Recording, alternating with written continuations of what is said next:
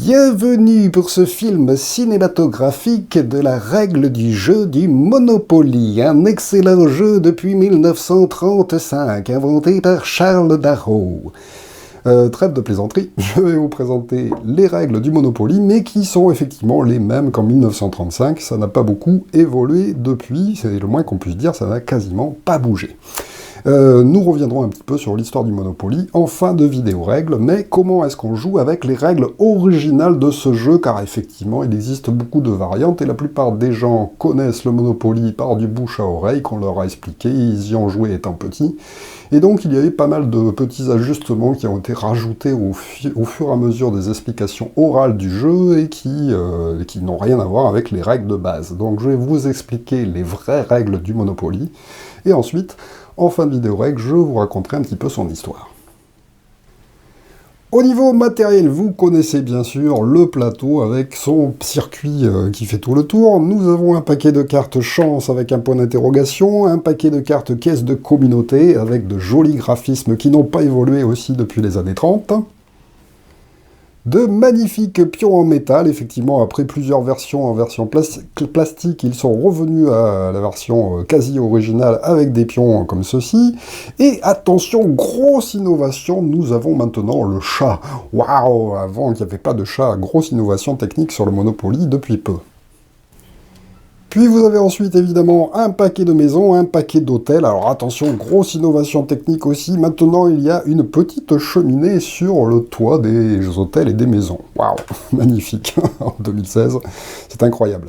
Ensuite, nous avons évidemment les cartes qui vont correspondre au titre de propriété des cases. Nous avons tous les billets de 1 à 50. Alors avant, ça a été décliné en francs, en euros, en dollars. Bon, maintenant, ils se sont pas embêtés, ils ont mis des chiffres, et comme ça, ça peut fonctionner pour à peu près toutes les versions mondiales. Chacun choisit évidemment son pion qu'il pose sur la case départ, et ensuite nous avons 2 dés, évidemment, car c'est un jeu avec pas mal de hasard, on avance avec des dés. Et il y a aussi, dans cette version-là, un nouveau dé rouge, nous verrons à quoi il sert dans les règles rapides. Ensuite, vous allez désigner un joueur qui aura le rôle de banquier, et vous allez distribuer de l'argent à chaque joueur. Tout le monde va recevoir 1500 sous, et on peut les répartir comme ceci, par exemple, 2 billets de 500, 4 billets de 100, 1 billet de 50, 1 billet de 20, 2 billets de 10, 1 billet de 5, et 5 billets de 1, pardon.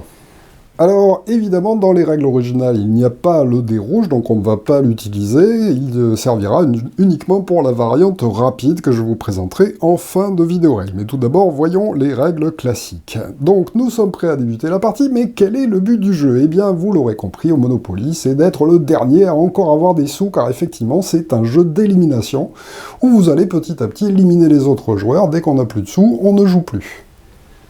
Alors, pour commencer, évidemment, on lance les dés, celui qui fera le plus gros chiffre commencera, et ensuite on jouera dans le sens des aiguilles d'une montre tout autour de la table. Alors, lorsque c'est à un joueur de jouer, c'est très simple, il lance tout simplement les dés, il fait le total du chiffre obtenu, et il va avancer dans le sens des aiguilles d'une montre autour du plateau de jeu avec son pion. Donc là, par exemple, 8, 1, 2, 3, 4, 5, 6, 7, 8. Alors attention, les longueurs font 10 cases, donc en fait c'est assez simple de savoir où arriver quand on part du départ. Effectivement, si je fais 10, j'arriverai ici. Donc là, avec 8, j'arrive à 2 cases avant, c'est-à-dire sur la rue de Courcelles.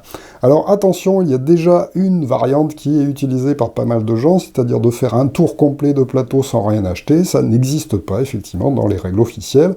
Dès le premier tour, nous pouvons commencer à acheter des propriétés.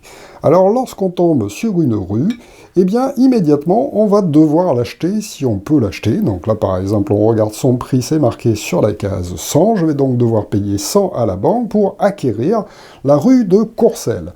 Mais c'est uniquement la première option. La deuxième option, c'est de ne pas vouloir l'acheter tout de suite et de demander au joueur qui fait le banquier de vendre cette rue aux enchères. Et ça, il y a aussi beaucoup de gens qui ne le font pas. Grosse erreur. Alors le banquier va commencer par sortir la carte, et puis ensuite le joueur va décider est-ce qu'il désire l'acheter. Alors s'il choisit de l'acheter, bien tout simplement, il paye en fait son prix à la banque, le banquier lui rend les sous, et il récupère la carte titre de propriété qu'il va placer devant lui, bien visible de tous les joueurs, de façon à ce que chacun puisse la consulter en cours de jeu. Effectivement, on ne les garde pas cachés. Deuxième possibilité, je n'ai pas envie de l'acheter à 100 parce que je trouve ça trop cher, et bien à ce moment-là, je demande au banquier de la mettre aux enchères. Alors comment ça va se passer pour les enchères? Eh bien tout le monde a le droit de participer, même celui qui est tombé sur la case, donc il a peut-être l'espoir d'acheter cette carte moins cher que les 100 qui sont indiqués dessus. Et les enchères commencent toujours à 10. Donc on commence à 10, le banquier lance les enchères, alors qui veut pour 10? Autour de la table, n'importe qui peut réagir, on n'est pas obligé de fonctionner par tour de jeu en fait. Ah ben moi je l'achète pour 10, et ensuite un autre peut surmonter, ah ben moi je l'achète pour 11, effectivement le minimum qu'on augmente eh ben, c'est de 1, et puis ainsi de suite. Dès qu'un joueur est assez monté que personne ne monte sur lui, donc par exemple, imaginons que là on soit monté à 110, ça peut dépasser évidemment le truc de départ, et bien c'est le joueur qui a annoncé ce chiffre-là, qui va devoir obligatoirement à ce moment-là payer au banquier ce qu'il a annoncé. Alors évidemment, essayez d'annoncer quelque chose que vous avez, parce que sinon il faut recommencer à zéro, hein. On ne peut pas proposer une enchère qui dépasse les sous que l'on a en jeu, et ce joueur-là paye donc à la banque et reçoit la carte. Alors, dans de très rares cas, il peut arriver qu'aucun joueur ne souhaite l'acheter, on démarre les enchères à 10 et personne n'en veut, et bien à ce moment-là, on remettra la carte parmi les autres dans la boîte, et elle sera remise aux enchères si quelqu'un tombe dessus. Ceci étant fait, on passe au tour du joueur suivant, qui lance lui aussi les dés, qui avance son pion du chiffre indiqué, par exemple 5. Alors, nous avons vu comment ça marche pour les propriétés qui sont dessinées comme ceci, avec une petite couleur dessinée au-dessus, mais il y a aussi des gares, effectivement, si on tombe sur une gare, on peut aussi acheter cette gare. De la même façon, ça marche pareil, on tire la carte, on la met devant, le joueur décide est-ce qu'il veut l'acheter, celui qui est tombé dessus, pour le prix indiqué, et s'il n'en veut pas, on la vend aux enchères, toujours pareil, en commençant à 10, et puis en l'attribuant à celui qui a proposé le plus. Alors attention, il existe aussi deux cases sur lesquelles on doit payer de l'argent si jamais on tombe dessus. Donc imaginons que le joueur suivant ait fait un 4, 1, 2, 3, 4, il tombe sur impôt sur le revenu, il y a marqué 200, et bien là on ne récupère pas de titre de propriété, on ne fait que payer 200 à la banque. Hop, et on nous rembourse évidemment la différence, et puis ceci étant fait, eh bien c'est terminé. Alors attention, il y a aussi une petite variante très pratiquée avec les joueurs qui mettent l'argent au milieu du jeu et qu'on peut récupérer sur le parc gratuit. Eh bien ça n'existe pas, les vraies règles du Monopoly, c'est quand on tombe sur de l'argent, enfin sur des choses à payer, on paye toujours à la banque, rien ne va au centre du Monopoly. On passe alors au tour du joueur suivant, imaginons qu'il fasse 12, hop, il arrive jusqu'ici. Alors attention, sur le jeu, il existe deux cases spéciales aussi, que sont la compagnie de distribution d'électricité et la compagnie de distribution des eaux qui se trouve un petit peu plus haut à cet endroit-là. Lorsqu'on va tomber ainsi sur une telle case, eh bien ça marche exactement de la même façon. Hop, on tire la compagnie de distribution d'électricité, et puis le joueur va choisir est-ce qu'il veut l'acheter pour 150 ou est-ce qu'on la met aux enchères. Alors attention, en plus de ça, que se passe-t-il lorsqu'on réalise un double, comme là notre joueur a fait 12? Eh bien, on a le droit immédiatement de relancer les dés et de rejouer, de réavancer et de refaire ce qui se passe sur la case sur laquelle on arrive. Alors, nous avons vu comment est-ce qu'on achète les terrains, mais que se passe-t-il si on tombe sur la case de quelqu'un? Imaginons que le joueur brouette fasse 9, hop, il avance jusqu'à la rue de Paradis. La rue de Paradis appartient déjà à un autre joueur, elle appartient au joueur voiture. Le joueur voiture, à ce moment-là, c'est à lui de vérifier que quelqu'un tombe sur sa case. Effectivement, si le joueur suivant lance les dés avant qu'il n'ait dit « Ah, attention, tu es chez moi, et tu dois me payer un loyer », eh bien à ce moment-là, dès que les dés sont lancés par l'autre joueur, c'est trop tard, et il n'y a donc plus rien, plus de demande qui soit possible de faire rétroactivement. Mais attention, les autres joueurs ont le droit aussi de signaler aux autres si on ne veut pas faire favoriser un autre joueur, car je vous le rappelle, c'est un jeu de méchants, c'est un jeu où on doit faire perdre les autres et les empêcher de récupérer de l'argent. Hein. Donc les amabilités, il peut y en avoir dans le cadre de négociations, nous verrons ça un peu plus tard, mais pas trop.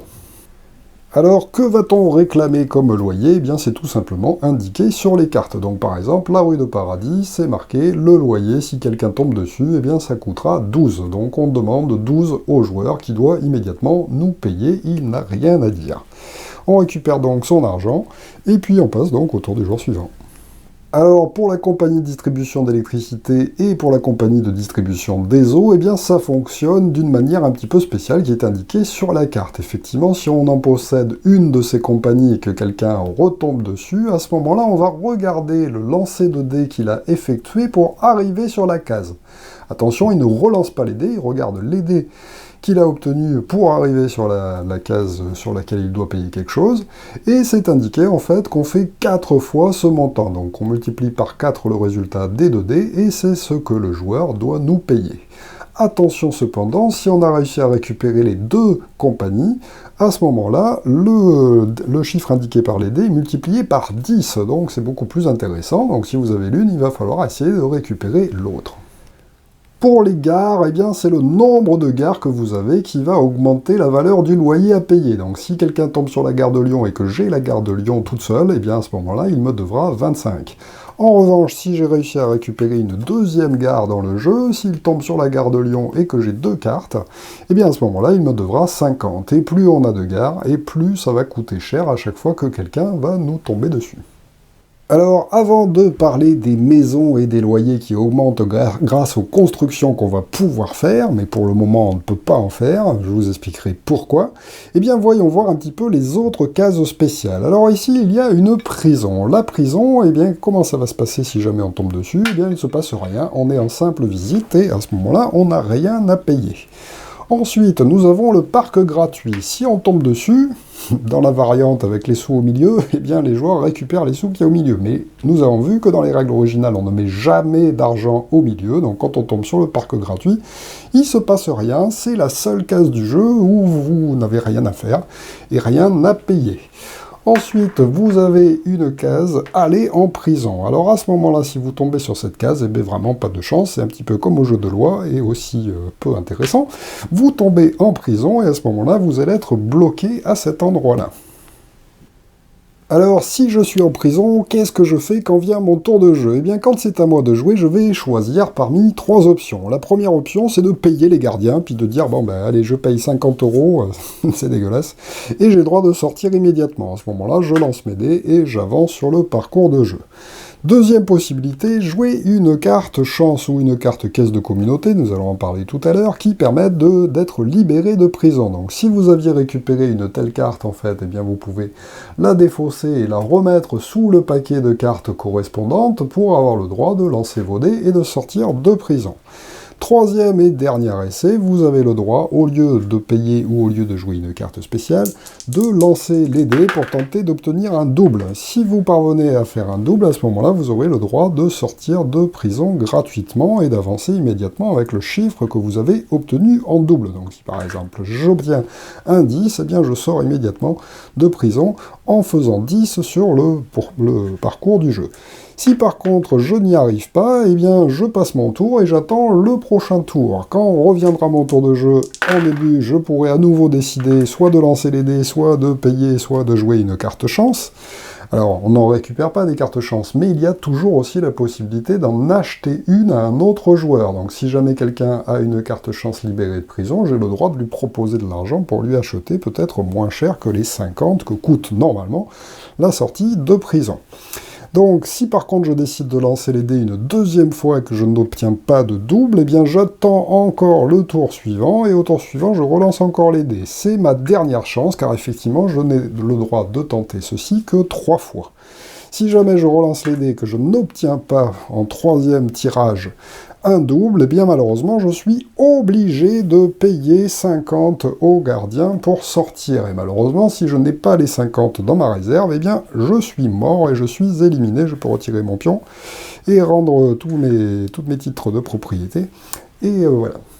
Cependant, si j'arrive à payer mes 50, eh bien j'avance immédiatement du lancer que j'ai réalisé et qui n'était donc pas un double. Alors, nous avons vu qu'on peut aller en prison à cause de cette case, si on tombe dessus, c'est vraiment pas de chance, mais on peut aussi aller en prison directement si on tombe sur des cartes qui nous indiquent qu'il faut qu'on aille directement en prison. Et puis, il existe aussi une dernière manière d'arriver en prison, si malheureusement on fait 3 lancers doubles d'affilée. Donc si par exemple je fais un double de 3, et que j'avance, et donc après avoir avancé, je relance mes dés, car les doubles permettent de rejouer. Si je rejoue une autre fois, que je refais un double, et puis que je le refais une 3e fois, au 3e lancer de dés, eh bien je n'avance pas, et pan, je me rends directement en prison. Enfin, voyons les dernières cases que nous n'avons pas vues. Il y a la case départ. Si jamais j'arrive à faire un tour complet du plateau et que je retombe sur la case départ, eh bien je reçois 200 de la banque. Et attention, à chaque fois que je vais passer sans m'arrêter, je recevrai aussi 200 de la banque. Mais attention, il faut que je pense à demander ces 200 au banquier lorsque je passe sur cette case ou lorsque je m'arrête sur cette case. Effectivement, il y a aussi une petite variante qui fait que lorsque les joueurs tombent sur la case départ, ils reçoivent le double de ce qui est indiqué ici, mais non, ça n'existe pas cette règle. Si vous tombez sur la case départ, vous ne recevez que 200, comme lorsque vous y passez. Enfin, il existe des cases chance et des cases caisse de communauté. C'est très simple, à chaque fois qu'on tombe dessus, eh bien on récupère la carte correspondante, qu'on regarde. Ah bah tiens, une libération de prison. Les libérations de prison, c'est indiqué dessus. De toute façon, sur toutes les cartes, comment est-ce qu'on les utilise. Mais là, je peux la garder, la placer devant moi et l'utiliser plus tard dans la partie si jamais je tombe sur une prison. De la même façon, lorsque je tombe sur les chances, hop, je tire la carte du dessus, et puis des fois ça me donne des instructions comme aller à certains endroits. Donc là, par exemple, rendez-vous à la rue de la Paix, hop, je vais sur la rue de la Paix, et je replace la carte en dessous. Mais attention, dès que je me rends sur la rue de la Paix, évidemment, je la mets aux enchères aussi, enfin, ou je l'achète à 400, ou je la mets aux enchères, ou je dois payer un loyer si elle appartient déjà à quelqu'un. Alors, comment est-ce qu'on construit des petites maisons et des jolis gros hôtels rouges? Eh bien, effectivement, ça va être intéressant d'en construire, car plus vous aurez de construction sur une case, et plus les joueurs vous devront de l'argent lorsqu'il tombera sur votre case. Alors, j'ai pas précisé, hein, évidemment, que quand on tombe sur une case qui nous appartient déjà, il ne se passe rien. Évidemment, on se paye à soi-même le loyer, on s'en fiche. Alors, comment est-ce qu'on va faire pour construire ces maisons? Eh bien, attention, il y a une règle qui n'est pas toujours suivie d'ailleurs, il faut absolument posséder tous les terrains de la même couleur. Effectivement, je n'ai pas le droit de commencer à construire des maisons si je n'ai pas l'intégralité des terrains de la même couleur. Donc là, par exemple, j'ai la rue de Courcelles, mais je n'ai pas le droit de commencer à y construire des maisons tant que je n'aurai pas récupéré la rue de Vaugirard plus l'avenue de la République. Attention, la majorité des sets comme ça de 3 cartes, enfin de terrain se compose de 3 cartes, sauf les 2 marrons qui sont au début et qui sont les 2 terrains les moins chers, et les 2 terrains qui sont les plus chers du jeu et qui se trouvent en fin de parcours. Alors, comment faire pour récupérer tous les terrains d'une même couleur? Évidemment, on peut jouer à la chance, à tenter de tomber sur les terrains qui n'ont pas encore été obtenus pour les récupérer, mais malheureusement, les autres joueurs vont en général récupérer aussi les terrains que vous aimeriez bien récupérer. Donc si par exemple, voilà, un autre joueur a la propriété qui me manque pour que j'ai les 3 identiques, et bien à ce moment-là, il va falloir que l'on fasse des tractations à un moment donné dans le jeu pour que je lui achète cette carte, ou que je lui échange contre une autre propriété. Effectivement, dans le jeu, tout est possible, et toutes les négociations peuvent se faire entre joueurs. Même si on est en prison, même les joueurs qui sont en prison ont le droit de négocier et d'échanger avec les autres joueurs par rapport aux cartes. Et donc on peut le faire à n'importe quel moment du tour, hop, faire des échanges. Donc là par exemple, je pourrais lui acheter pour beaucoup plus cher que ce qu'il a acheté, ou bien l'échanger contre une carte qui m'appartient. À partir du moment où j'ai réussi à avoir les 3 identiques, eh bien premièrement, il va y avoir une petite augmentation de loyer. Effectivement, si un joueur tombe sur une case et que le joueur qui possède le terrain possède toutes les cartes de ce terrain, eh bien à ce moment-là, au lieu de payer le premier loyer, eh bien il va payer le 2e loyer. Donc à chaque fois, c'est le double. Donc là, par exemple, l'avenue de République, ça coûte 8 si on tombe dessus, mais si j'ai toutes les cartes bleues claires, eh bien à ce moment-là, ils me devront 16 à chaque fois qu'un joueur tombera dessus. Alors une fois que j'ai ces terrains, comment je fais pour construire des maisons? Et bien sur chaque carte est indiqué le prix des maisons, et le prix des maisons dépend des cartes que l'on a récupérées. Donc là par exemple on le voit pour les cartes bleues, sur toutes c'est marqué que le prix des maisons est de 50, alors que pour la rue de Paradis par exemple, qui n'est pas de la même couleur, et bien chacune des maisons va coûter 100. Donc évidemment, moins les terrains ont coûté cher, et moins c'est cher de construire des habitations dessus. Par contre, pour les maisons, je vais être obligé de les construire de façon uniforme, c'est-à-dire que je n'ai pas le droit de construire 3 maisons sur une propriété, si je n'ai pas déjà mis le même nombre de maisons sur les autres propriétés. Donc par exemple, pour débuter, je pourrais décider d'acheter une maison que je place là par contre sur n'importe lequel des 3 terrains de la même couleur. Si je veux acheter au tour d'après plus de maisons, et bien à ce moment-là, les maisons suivantes, je devrais les placer forcément sur d'autres terrains qui n'ont pas eu encore de maison. Alors attention, si quelqu'un tombe sur la case sur laquelle je n'ai pas encore construit de maison, il me paiera toujours le double du loyer au lieu de payer le loyer simple.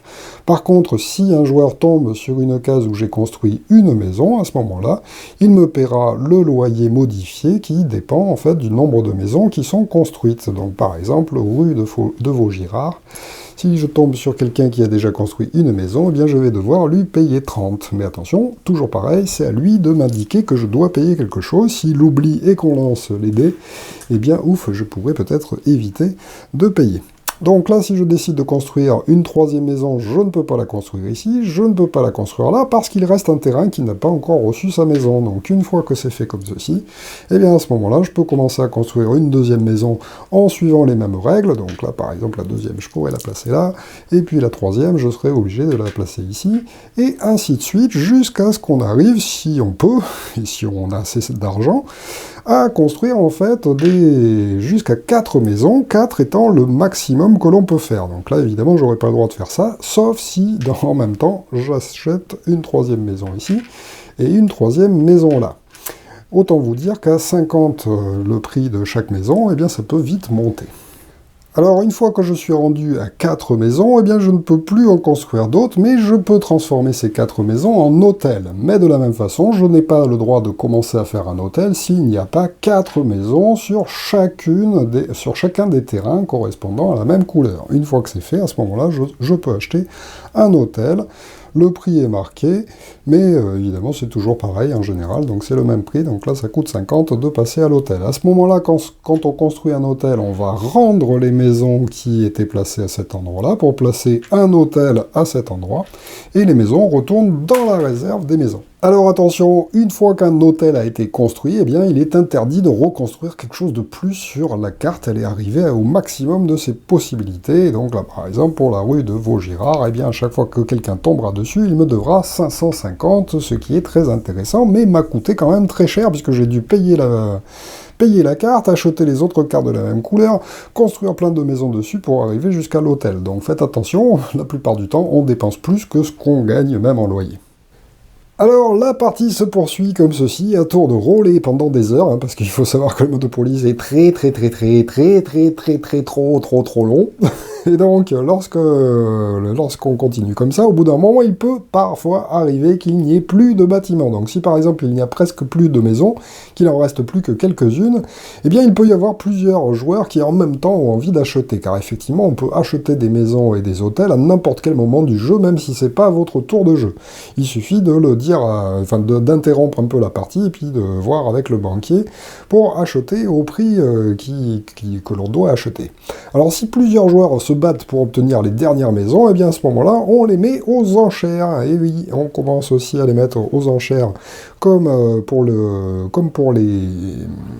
propriétés, c'est-à-dire que le prix de chaque maison commence à 10, et puis à ce moment-là, les joueurs peuvent monter les enchères, et c'est celui qui l'emporte qui paye au banquier et qui récupère les dernières maisons restantes. Une fois qu'il n'y a plus du tout de maisons, par exemple, de disponibles, et bien malheureusement, on ne peut plus en acheter, on est obligé d'attendre que des joueurs éventuellement en vendent, car effectivement, il est possible de vendre des maisons. Alors effectivement, que va-t-il se passer si au bout d'un moment, eh bien, vous ne pouvez plus payer? Eh bien, si vous ne pouvez plus payer alors que vous devez payer, alors attention, ce n'est valable que si vous devez payer quelque chose, soit à la banque, soit à un autre joueur, et non pas si vous voulez récupérer de l'argent pour construire autre chose. Si vous voulez récupérer de l'argent pour construire quelque chose, eh bien à ce moment-là, il faudra vous débrouiller à vendre des choses aux autres joueurs pour avoir du liquide. Par contre, les options que je vais vous présenter maintenant ne sont possibles que si vous avez une dette à payer. Alors, première possibilité, vendre des maisons. Effectivement, on peut vendre des maisons ou des hôtels, et là par contre, vous n'êtes pas obligé de suivre les règles de construction. Donc, c'est-à-dire que là, par exemple, si j'ai déjà ça, eh bien, je peux très bien décider de vendre 3 maisons appartenant à cette rue-là, pas obligé de respecter en fait une égalité entre les différents terrains de la même couleur que je possède. Alors, que ce soit pour les maisons ou pour les hôtels, je ne peux les vendre qu'à la banque. Il m'est interdit de les vendre à d'autres joueurs pour qu'ils les placent sur d'autres terrains. Et on ne peut jamais avoir de maisons placées devant soi. Les maisons et les hôtels sont forcément placés sur des cases du jeu. Donc, lorsque je décide de vendre des maisons ou des hôtels à la banque parce que j'ai besoin d'argent pour payer une dette, à ce moment-là, je les vends à la moitié du prix qu'elles m'ont coûté. Donc là, par exemple, pour les bleus, eh bien, elles me coûtaient 50, eh bien, je vais vendre chacune de mes maisons 25 à la banque. Et donc, par exemple, si j'en vends 4 d'un coup, eh bien, à ce moment-là, je récupérerai que 100 de la banque. Évidemment, si je vends un hôtel, à ce moment-là, je le vends aussi la moitié de son prix, donc c'est-à-dire la même chose que les maisons, et immédiatement, je le remplace en fait par les 4 maisons qui sont en dessous de l'hôtel, bien entendu. Et puis je peux aussi continuer à vendre des maisons si j'ai encore besoin d'argent.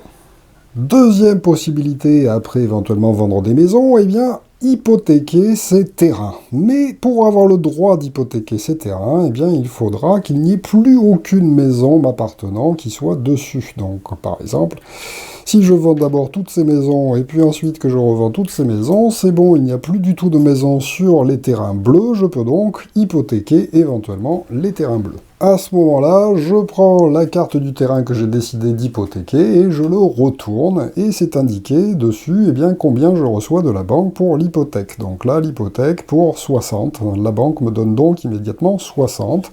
Et par contre, ce terrain est en hypothèque, donc si quelqu'un tombe sur l'avenue de la République, dans cet exemple, eh bien, il ne me devra rien. Si j'arrive à régler mes dettes et que je continue à jouer, bien plus tard dans la partie, si je suis à nouveau en fond, je pourrais décider de lever l'hypothèque. Mais pour pouvoir lever l'hypothèque, eh bien à ce moment-là, il faudra que je paye 10% du prix de l'hypothèque. Donc là, c'est indiqué sur la carte, je dois payer 66 à la banque au lieu des 60 pour avoir le droit de la remettre en jeu et puis peut-être éventuellement recommencer à construire des maisons. Effectivement, je n'ai pas le droit de construire de maisons sur des terrains s'il y a une hypothèque sur ces terrains. Alors attention, que ce soit pour les gares ou pour les compagnies, eh bien ça fonctionne de la même façon, hein, c'est indiqué derrière le prix de l'hypothèque et puis combien je dois payer si jamais je veux lever l'hypothèque, c'est la même chose pour les gares. Si malheureusement j'hypothèque tout ce que j'ai et puis je n'ai toujours pas assez de sous pour régler la dette que je dois à un autre joueur ou à la banque, eh bien malheureusement je serai en faillite.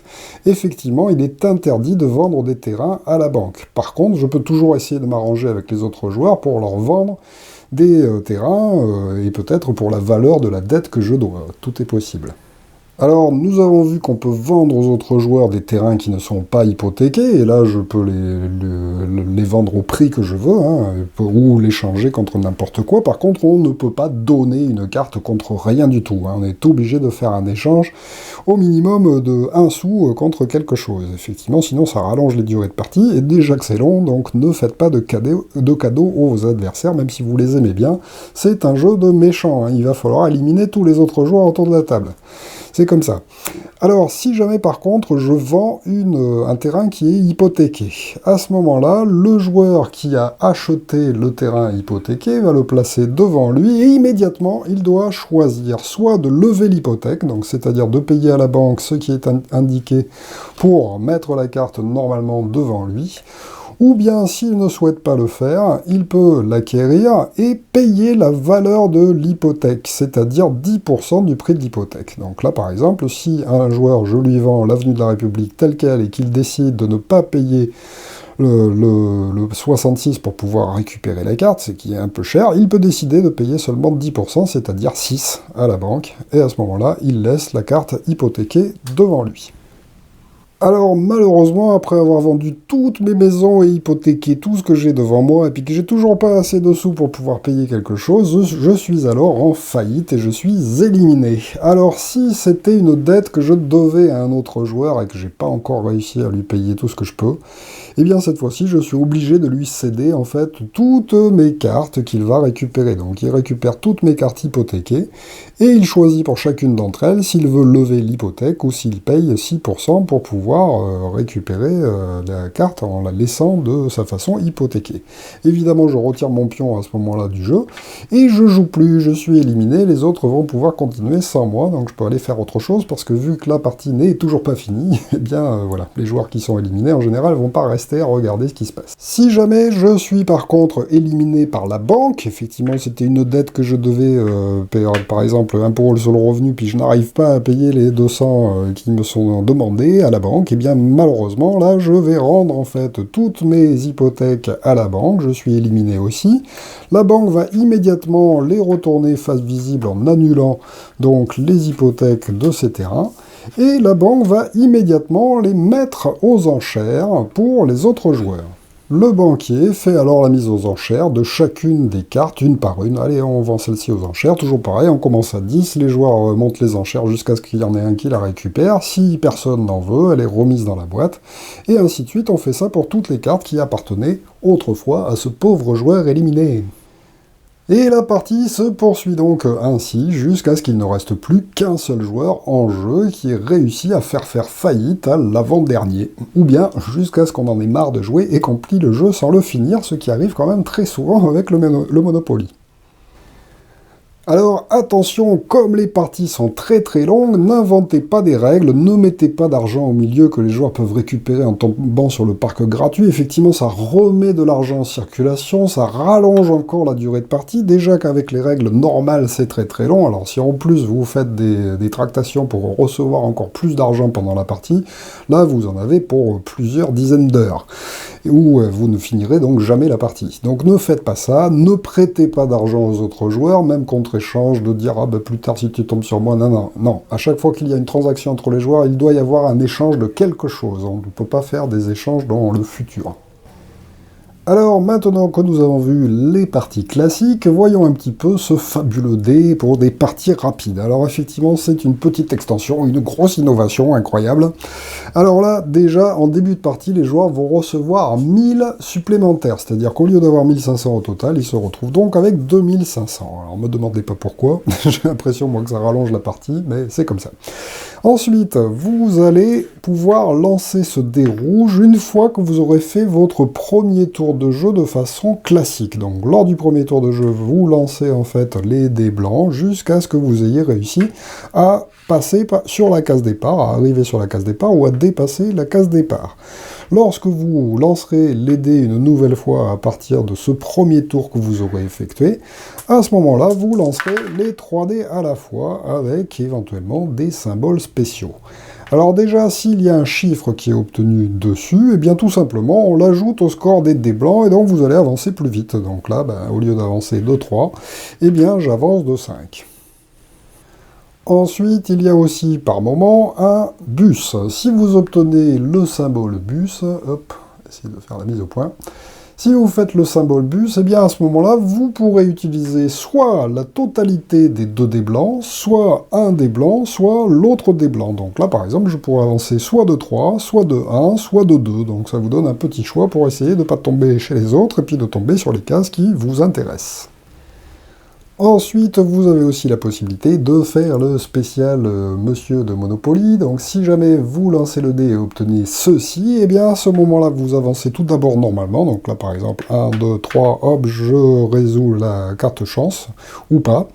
D'ailleurs, non, je ne vais pas la résoudre, c'est ça, puisque j'ai le droit, grâce au petit personnage, d'avancer encore en plus. C'est-à-dire qu'au lieu de faire la case où je viens de tomber, eh bien j'avance immédiatement jusqu'à ce que je tombe sur une case qui n'appartient encore à personne. Donc là, par exemple, le boulevard de la Villette n'ayant encore été attribué à aucun joueur, eh bien à ce moment-là, je m'y arrête.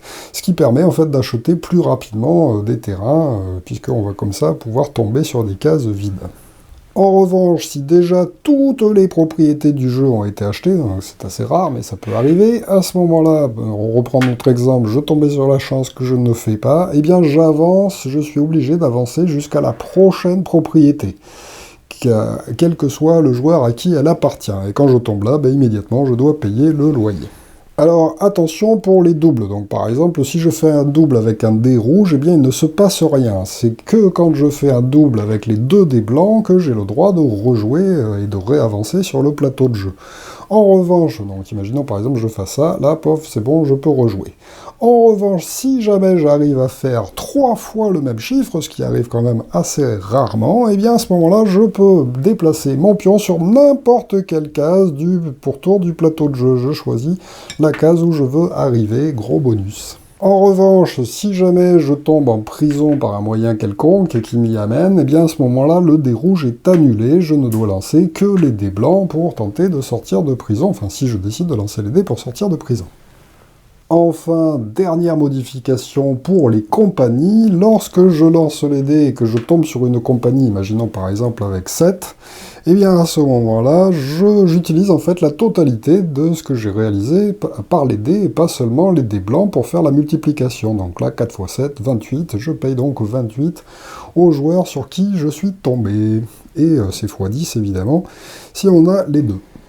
Voilà donc pour le Monopoly, donc vous l'aurez compris, un jeu qui date un petit peu et qui malgré les petites innovations reste un jeu quand même qui est très très long, voire trop long et dont on finit rarement les parties. Même avec le dé rouge spécial, ne comptez pas faire une partie qui dure moins d'une heure et demie, voilà, même en fonction du nombre de joueurs. Enfin, donc c'est assez long quand même.